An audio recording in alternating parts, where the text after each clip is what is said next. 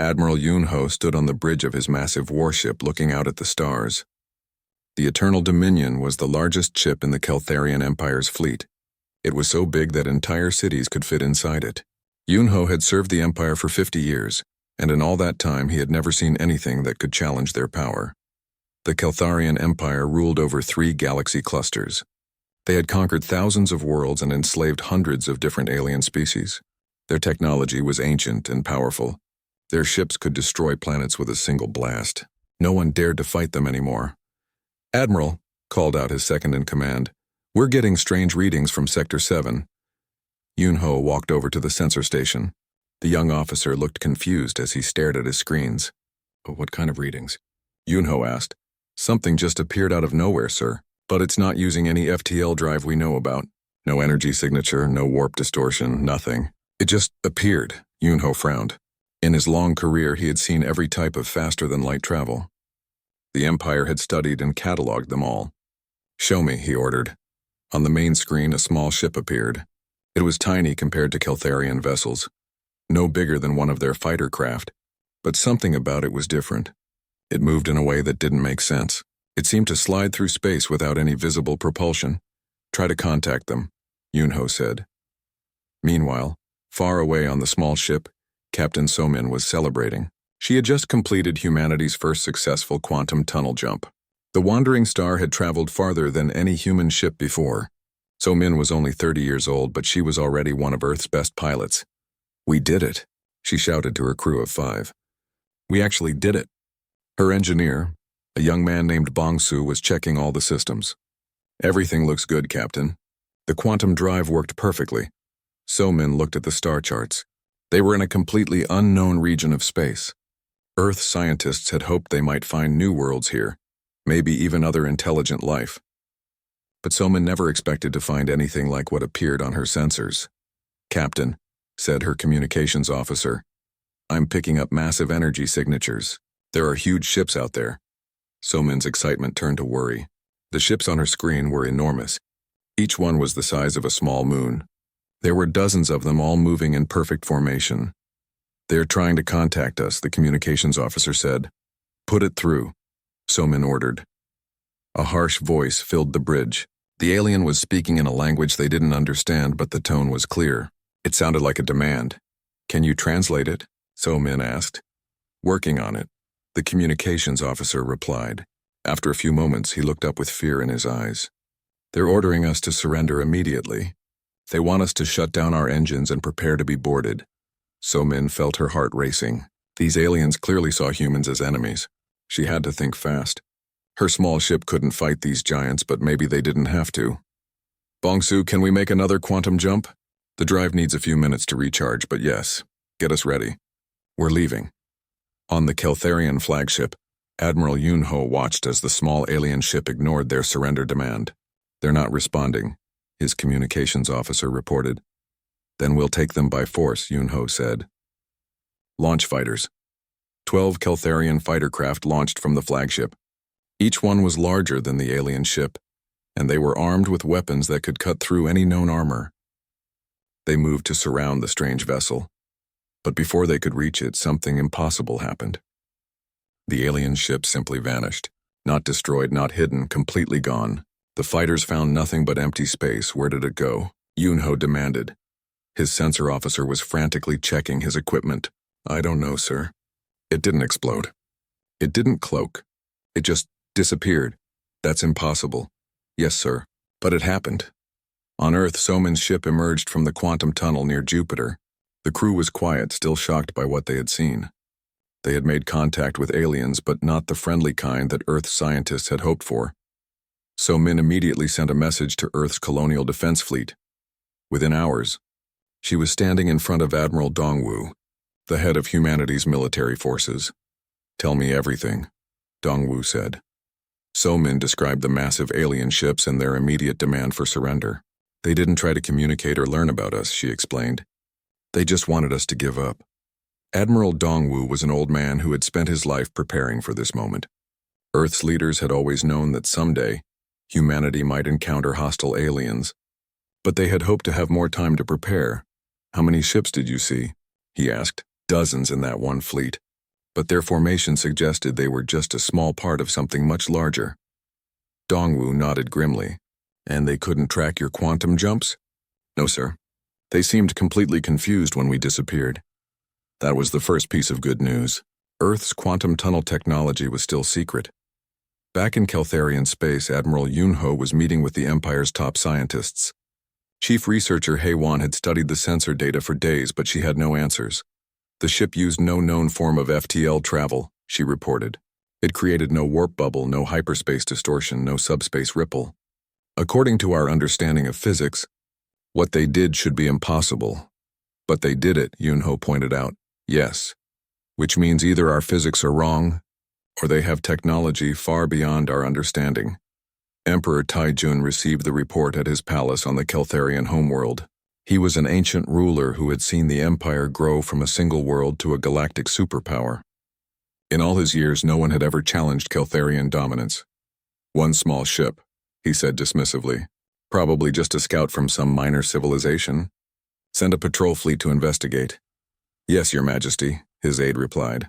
But Heiwan was worried. She had spent centuries studying alien technologies, and she had never seen anything like this.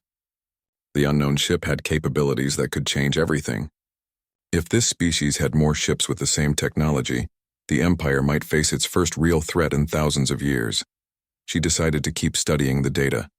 Something told her that this small encounter was just the beginning of something much larger and more dangerous.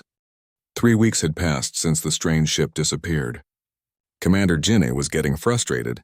She had been searching for any trace of the mysterious vessel, but space was vast and empty. Her fleet of 20 ships had covered hundreds of star systems without finding anything. Jinne was known throughout the Empire as a patient hunter. She had spent years tracking down rebel groups and hidden enemy bases. But this was different. She was looking for something that could vanish without a trace. Commander, her sensor officer called out, I'm detecting artificial structures in the next system. Jinne looked at the display. There was a small planet with what looked like mining operations on its surface. Several space stations orbited the world, and she could see ships moving between them. Finally, she muttered, set course for that planet. The world was called New Sol by its inhabitants. It was a human colony that had been established only 10 years earlier. The planet was rich in rare metals that Earth needed for its growing space program. About 50,000 humans lived there, mostly miners and their families. Governor Kyung-ho was in his office when the alarms began sounding. He rushed to the communication center where his staff was staring at their screens in shock. Sir, we have incoming ships, reported his military aide. They're huge. Kyung-ho looked at the tactical display and felt his blood run cold. 20 massive warships were approaching New Sol. Each one was larger than anything humanity had ever built. Their weapons could be seen clearly even at this distance. Try to contact them, Kyung-ho ordered. The response came quickly. A harsh alien voice spoke in broken human language. This is Commander Jinne of the Keltharian Empire. You will surrender immediately. Shut down all weapons and prepare for boarding. Kyung-ho had never heard of the Keltharian Empire, but the threat was clear. This is Governor Kyung-ho of New Sol Colony. We are peaceful miners. We mean no harm to anyone. You are aliens in Keltharian space, Jinne replied. Surrender now or face destruction. Kyung-ho felt trapped. The colony had only basic defenses meant to deal with pirates or asteroids. They couldn't fight these massive warships, but surrendering might mean slavery for his people. We need time to consider your demand, he said, hoping to buy time to evacuate civilians. You have 1 hour, Jinne responded. In orbit above New Sol, Captain Sung-ho was preparing his ship for what he knew would be a hopeless battle. The Rising Phoenix was the colony's only real warship, and it was tiny compared to the alien vessels.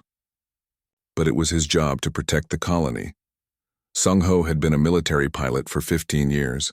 He had fought pirates and defended supply convoys, but he had never faced anything like this.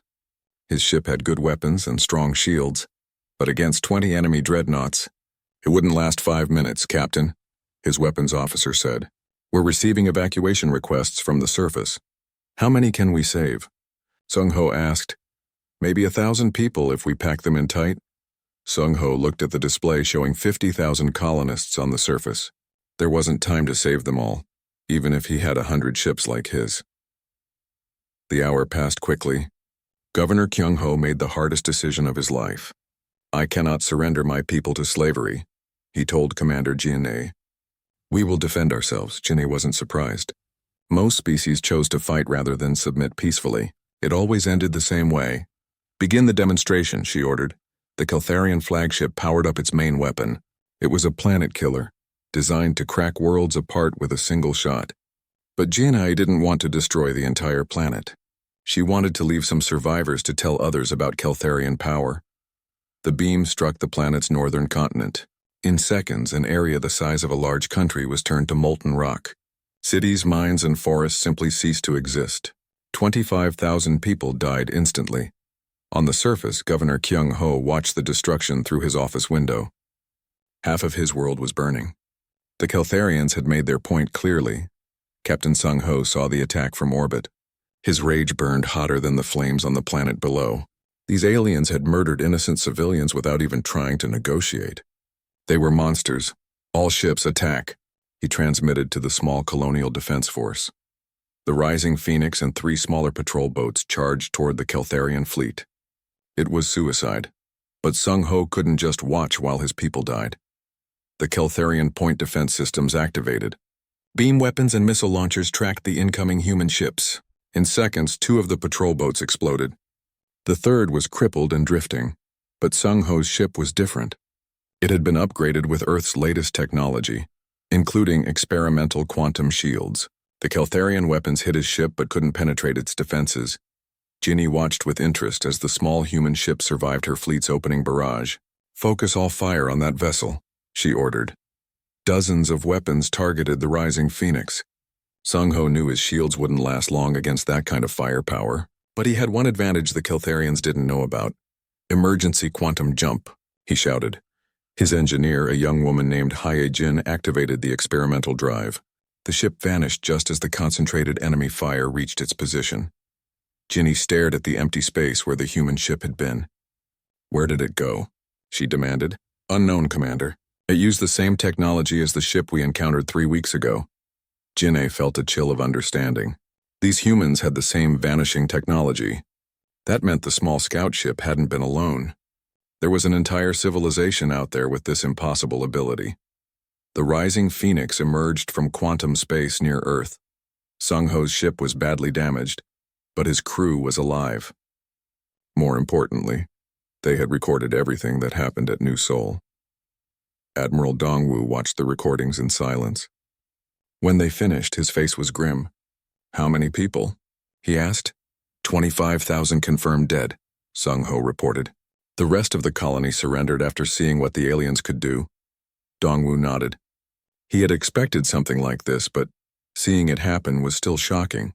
The aliens had destroyed half a world just to make a point. "Did they follow you?" "No, sir. They seemed as confused by our quantum jump as the first group was." That was something, at least. Earth's location was still secret. On the Keltharian flagship, Commander Jin-A was writing her report to Emperor Taijun. She described the human colony and their resistance. But most importantly, she described their technology.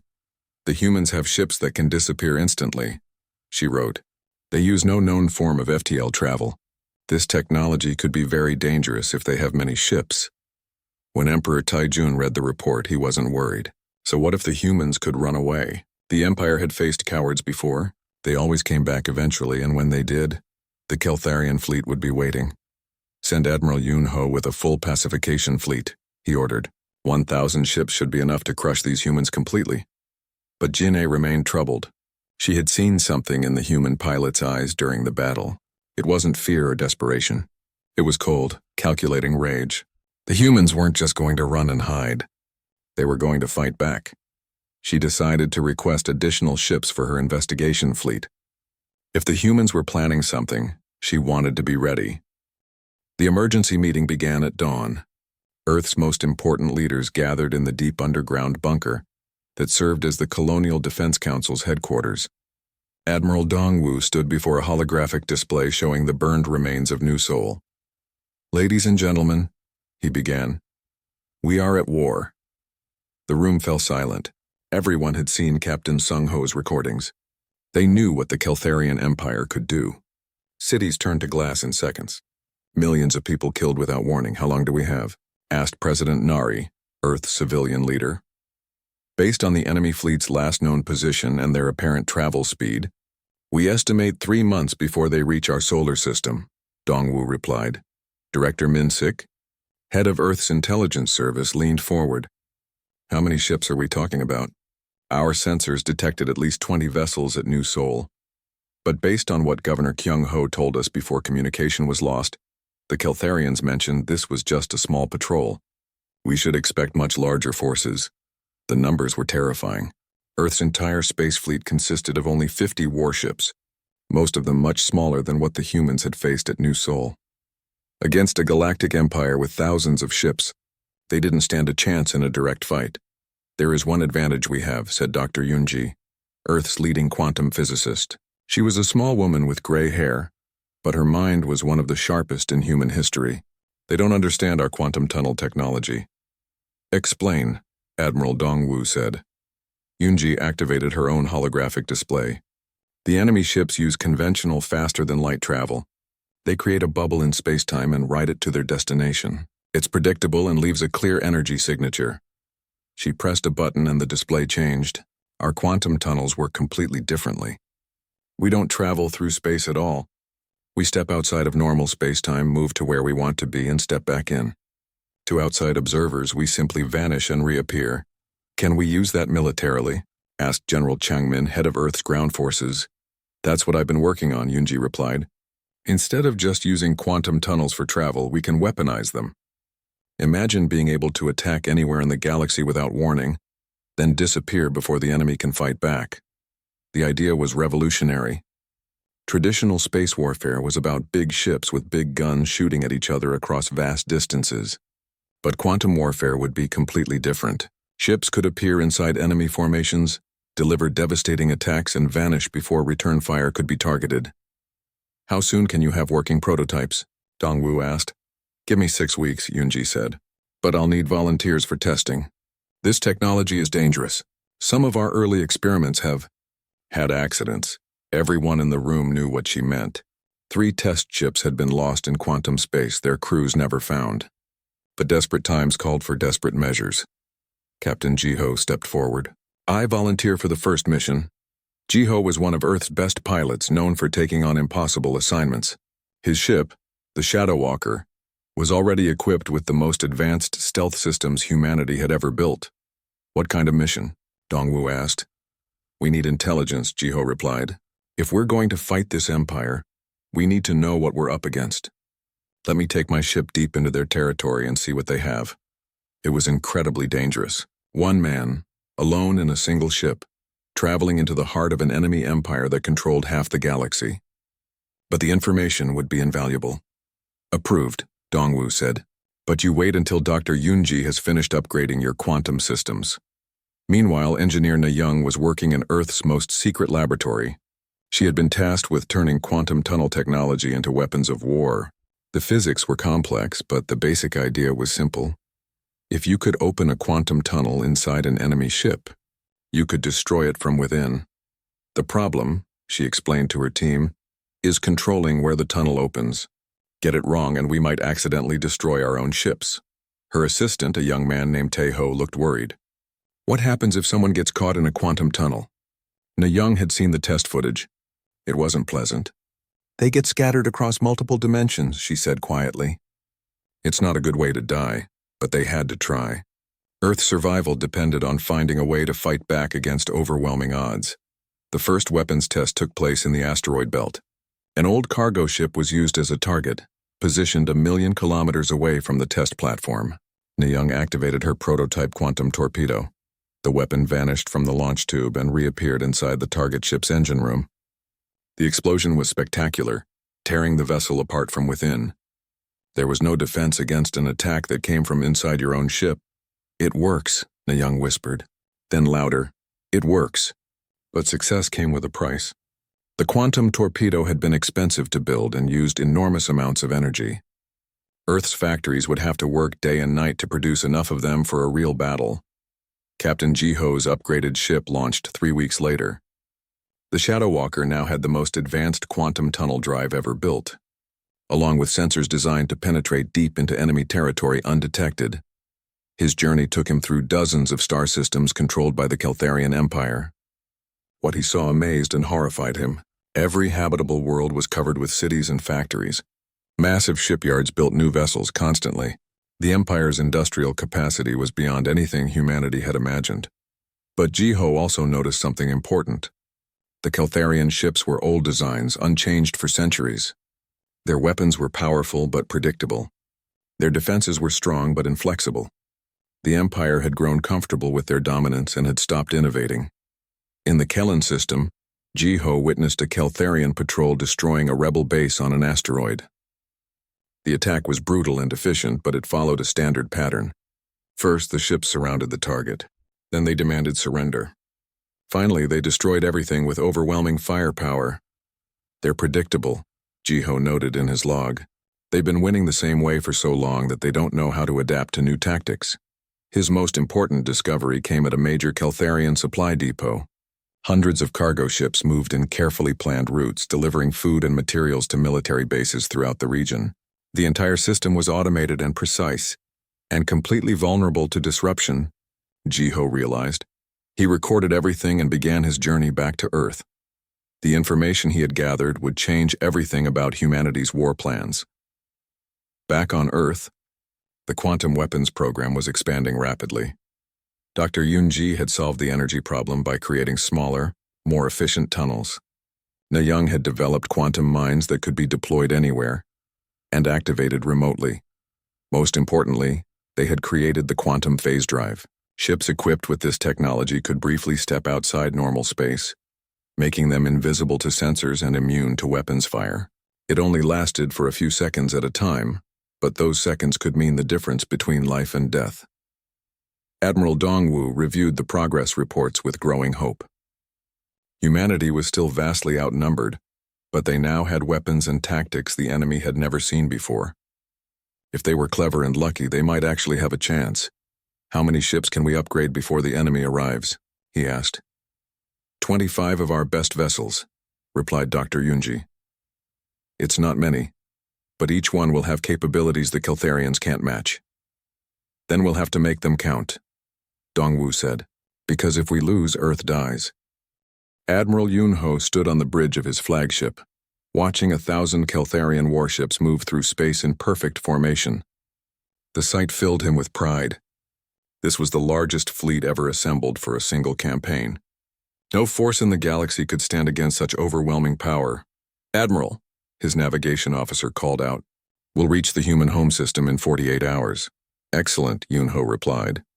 Begin final preparations for planetary bombardment. I want to end this quickly.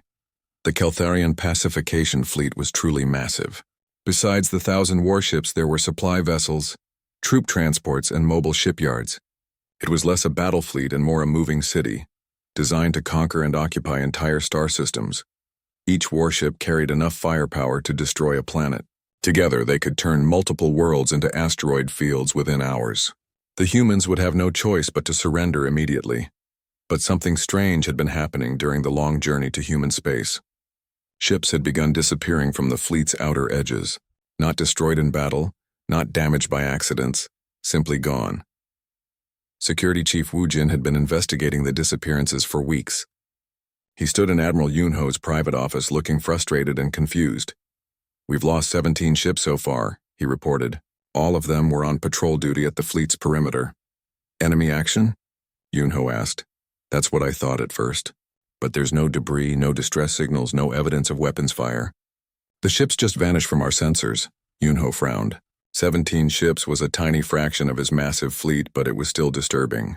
What do our surviving patrols report? Nothing, sir. One moment their squadron partners are there, the next moment they're gone. Some pilots report seeing brief flashes of light, but that's all. Unknown to the Keltharians, Captain Somin was watching their fleet from quantum space. Her new ship, the Phantom Strike, could exist partially outside normal reality. To enemy sensors, she was invisible. To their weapons, she was untouchable. Target the next patrol ship, she ordered her weapons officer. The quantum torpedo fired. Traveling through dimensions the Keltharians didn't even know existed. It materialized inside the target vessel's engine room and detonated. The ship exploded from within, its crew never knowing what killed them.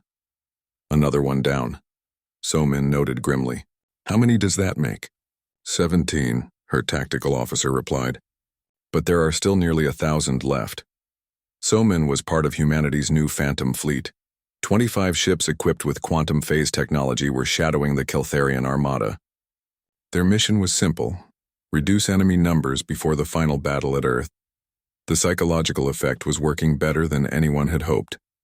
Keltharian crews were becoming nervous and afraid.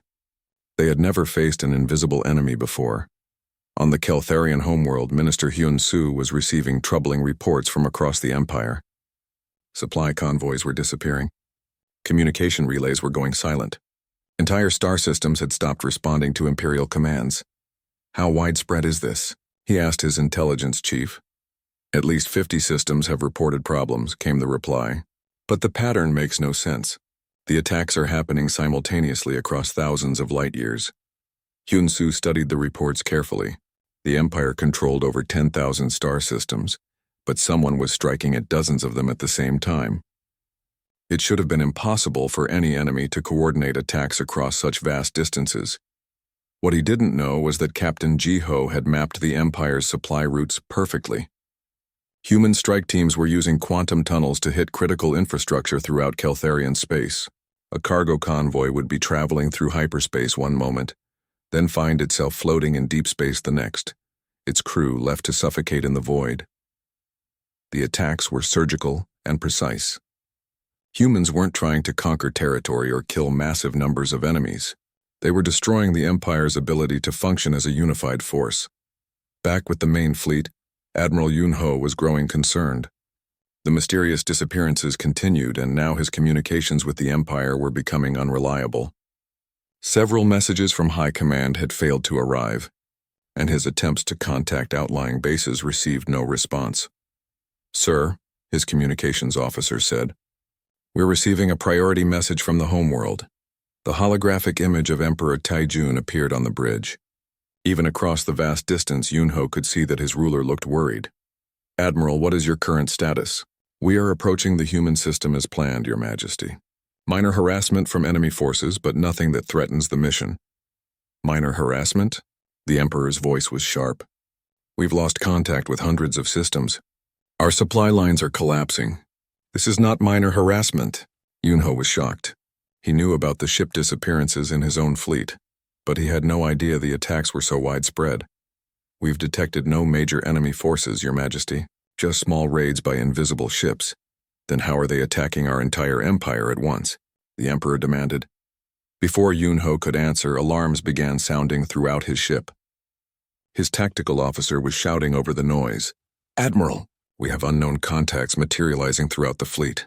On the main display, human ships were appearing from nowhere.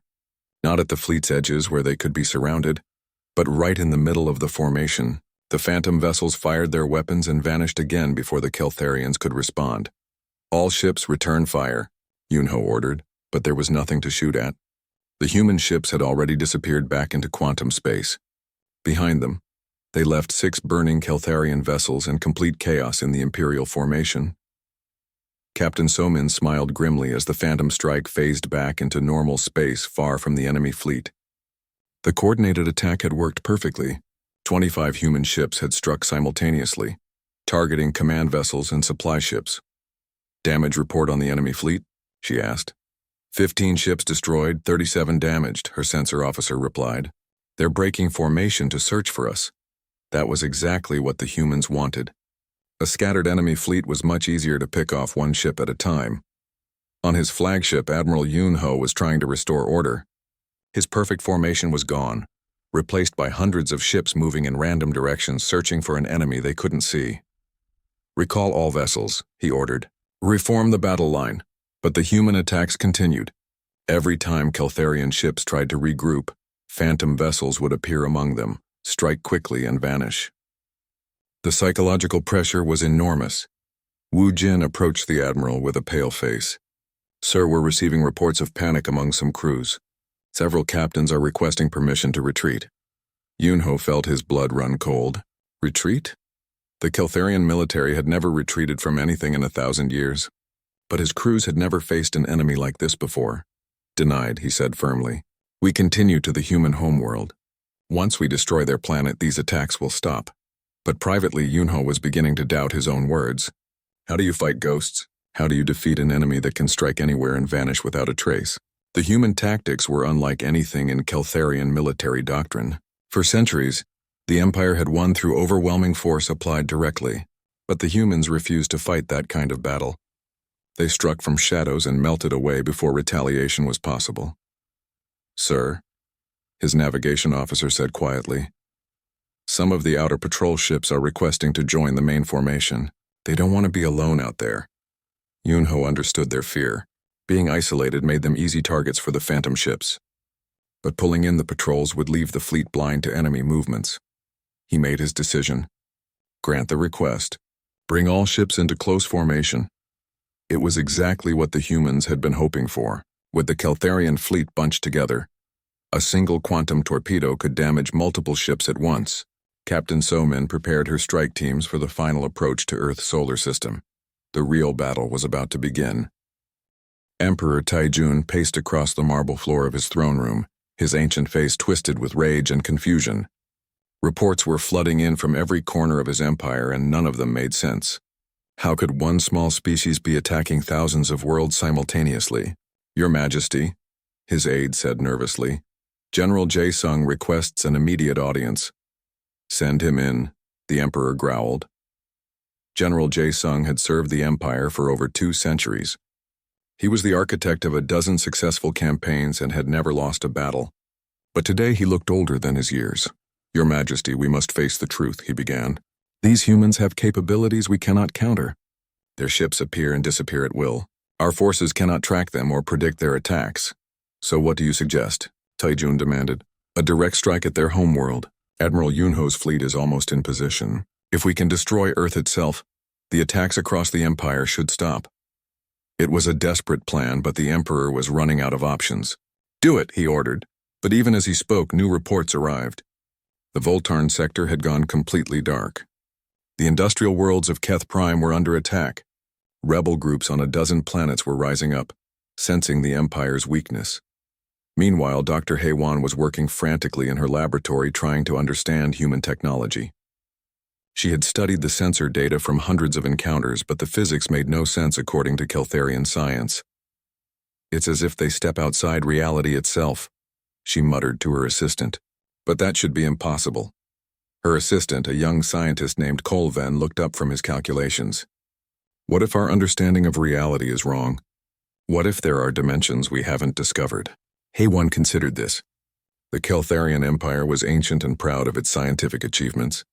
But what if their knowledge had gaps? What if there were entire fields of physics they had never explored? Run a deep scan of the quantum vacuum, she ordered. Look for anomalies, anything that doesn't fit our standard models. The results were shocking. Space itself was filled with tiny fluctuations and hidden dimensions that Keltharian sensors had never detected. The humans weren't violating physics. They were using physics that the Empire didn't understand. In Earth's solar system, the final battle was beginning. Admiral Yunho's fleet had arrived with nearly 800 ships remaining. It was still a massive armada, more than enough to destroy every planet and moon in the system. But Admiral Dongwu was ready for them. Earth's Phantom fleet had grown to 50 ships, all equipped with quantum phase technology. They had also deployed quantum mines throughout the solar system, invisible traps waiting for the enemy. All ships, begin final attack pattern, Dongwu ordered from his command vessel, the Defender of Earth. The human ships vanished from normal space, entering the quantum realm where Keltharian sensors could not follow. From this hidden dimension, they could see everything while remaining completely invisible. Admiral Yunho watched his sensors carefully as he approached the inner planets. Where are they? He muttered. There should be defensive fleets here. His answer came seconds later. Human ships materialized throughout his formation, but not where he expected. Instead of attacking his warships directly, they targeted the support vessels, supply ships, repair platforms, and communication relays. Clever, Yunho admitted grudgingly. Without supplies and communications, even the most powerful warships became useless. But he still had overwhelming firepower. All ships target the third planet. Begin planetary bombardment. The massive Keltharian guns powered up, preparing to turn Earth into a ball of molten rock. But before they could fire, Captain So-Min led a desperate charge directly at the flagship. The Phantom Strike materialized just 100 meters from the Eternal Dominion's bridge. So-Min's quantum torpedoes fired at point-blank range, punching through shields that had never been penetrated. "Boarding pods away," she shouted. Human Marines in quantum-phased armor teleported directly onto the enemy ship. To the Keltharians, they seemed to walk through solid walls and appear from empty air. The psychological effect was devastating. Admiral Yun-Ho tried to coordinate his ship's defense, but everything was chaos. His security teams were shooting at enemies they could barely see. His damage control crews were being attacked by soldiers who materialized out of nowhere. "Sir," his communications officer called out, "we're losing contact with the fleet. Multiple ships report boarding parties." Yun-Ho realized what the humans were doing. Instead of destroying his ships, they were capturing them. But why? Captain So-Min had a specific target. Fighting her way through the corridors of the massive ship, she reached the command center where Admiral Yun-Ho was making his last stand. "Surrender," she said simply, her quantum rifle aimed at his chest. Yun-Ho looked around at his bridge crew. Half of them were dead or wounded. His ship was crippled and under enemy control. For the first time in his long career, he had been completely defeated. "I surrender," he said quietly. Across the Keltharian fleet, similar scenes were playing out. Human boarding parties were capturing ship after ship, using their quantum technology to bypass every defense.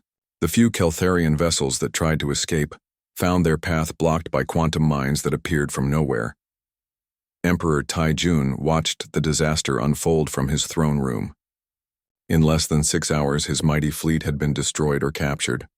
Admiral Yun-Ho was a prisoner and Earth remained untouched. "How is this possible?" he whispered. The answer came from an unexpected source.